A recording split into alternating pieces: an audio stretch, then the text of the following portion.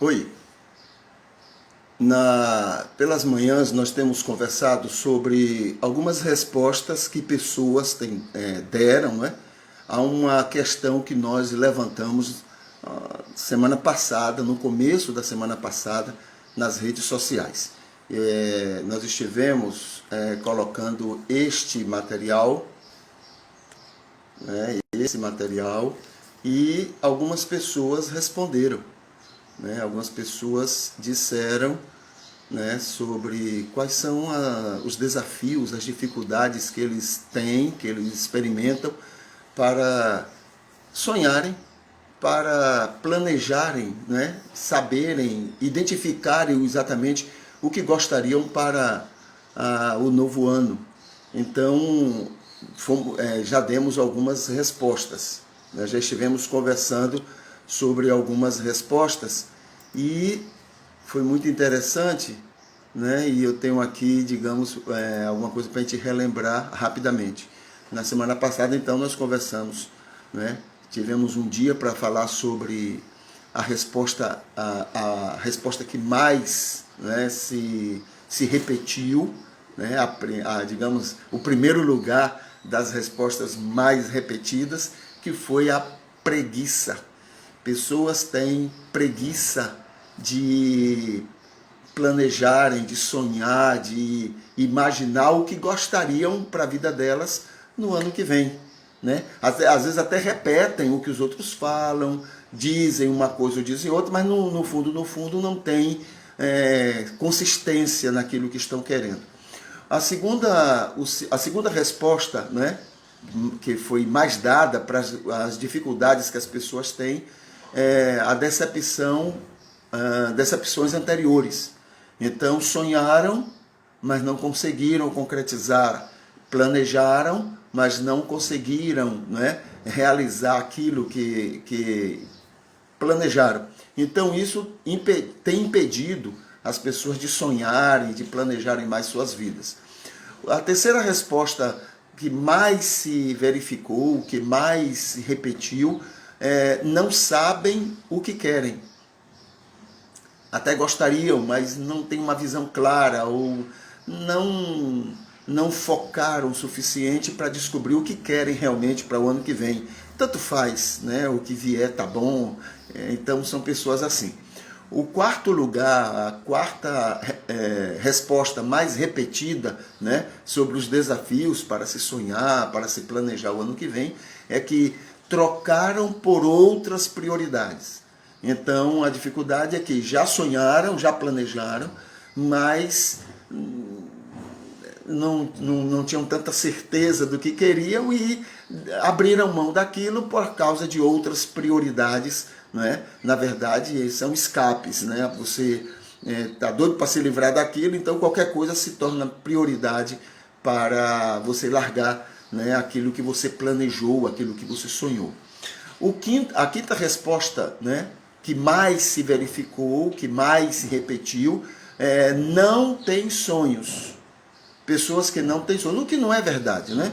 Todo mundo sonha, todo mundo quer alguma coisa melhor. Fomos criados, somos criaturas que sempre estão querendo algo mais, algo melhor, algo que seja mais confortável, que seja mais tranquilo para a sua vida. É claro, todo mundo tem isso, né? É mais cômodo dizer que não tem sonhos, mas na verdade todos têm.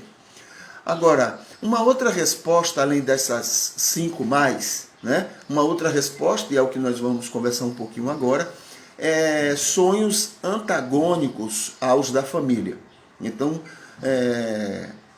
um ou dois casos responderam isto, né, que tem sonhos, mas os seus sonhos contradizem, vão contra, né, ao que a família gostaria. Então eles terminam não dando importância ou dando importância mesmo contra a família. Então tem alguns aspectos que a gente quer analisar desse sonho e dessas pessoas que têm esses sonhos, tá bom? Então há estudos, né, psicológicos que respondem, né, que explicam pessoas que têm esses sonhos antagônicos aos da família. ok? Então vamos ver alguns aspectos. Primeiro, isso demonstra que grande parte deles são pessoas egoístas, né?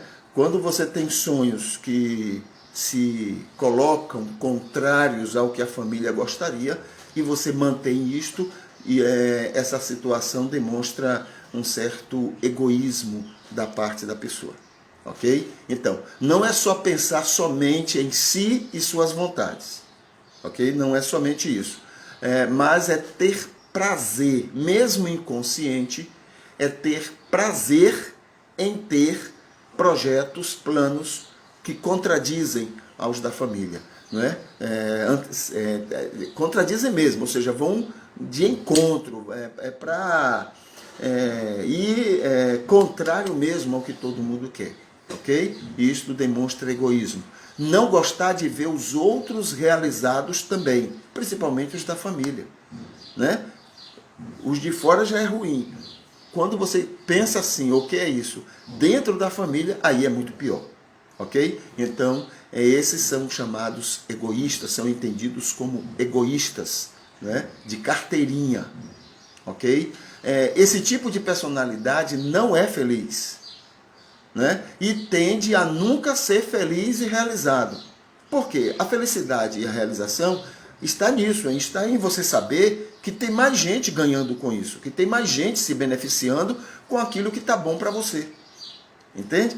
Então, tende a ser cada vez mais egoístas. Já são egoístas e a tendência é serem mais egoístas ainda e se realizarem nisso, mesmo que isso lhes seja prejudicial. Esse é um tipo. A outra demonstração que você ter sonhos antagônicos à família, também nesses estudos que nós analisamos, né, estudos dentro da área do psique, né, demonstra que a pessoa é um tipo sociopata, certo? É indiferente, não consegue lembrar dos outros, o que é um pouco diferente do primeiro caso, entendeu? Não foca se o outro estará bem ou não. Não foca nem o que prejudica ou não o outro. É indiferente para ele. Ele não consegue captar, não é, entender o que é que seja bom ou não para a família, e por isso ele tem sonhos, projetos que são contrários ao que a família gostaria. Não se preocupa com a realização alheia, não é uma preocupação dele, né? Não lhe interessa se o outro terá sucesso ou não. Não faz diferença para ele. Não se trata de ter prazer nisto, ok? Simplesmente não faz parte da sua atenção, né? É indiferente para ele. Então esse é um tipo sociopata, né? Quando ele tem sonhos contrários à família por esse motivo. O terceiro caso que também é estudado, né, demonstrado nesse estudo, é o seguinte: são pessoas que demonstram não pertencimento à família, ok? Demonstra não entender, não perceber que ele faz parte daquela família. Então, veja só, é da família, está envolvido na família, convive com a família, convive com ela, mas não se sente pertencente a ela, né? Como se fosse alguém que está passando ali, que nem parente às vezes percebe, pensa que é como se fosse um passageiro naquela família, entende? Esse é um terceiro tipo, quando os seus sonhos contrariam, né, aos sonhos, aos ideais da família que ele pertence. Isso leva a projetos pessoais sem incluir a família, né? Não se sentir pertencente a ela. Muitas vezes sonhos antagônicos a ela, muitas vezes, né? Grande parte das vezes, e contrários aos interesses dela. Então, essa é uma consequência quando a pessoa não se sente pertencente. Eu não sou, né? Isso até de maneira inconsciente, viu? Eu não pertenço a essa família. esta pessoa não consegue ser feliz, claro, né? Pertencer a uma família é fundamental, sentir-se, né, parte de um grupamento familiar é algo essencial para que as pessoas possam ter as devidas fortalezas para lançar-se ao mundo, para ir, né, a sua luta cotidiana, digamos assim, né?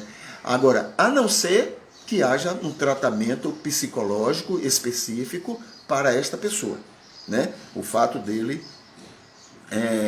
não se sentir pertencente a uma família e ainda assim obter sucesso, né, no cotidiano, na sociedade. Então ele precisa estar realmente bem preparado, trabalhado psicologicamente para isso, porque normalmente ele precisa sentir-se pertencente, ou seja, ele vai à sociedade, mas ele sabe que tem, né, uma família lá atrás. Qualquer coisa que ocorrer aqui, ele já tem aonde correr, ele já sabe aonde vai, ele já sabe onde vai encontrar segurança, né? E se ele inconscientemente entende que não pertence a essa família, não tem uma família para que ele pertença, então aí é mais complicado, é mais difícil para ele, tá bom?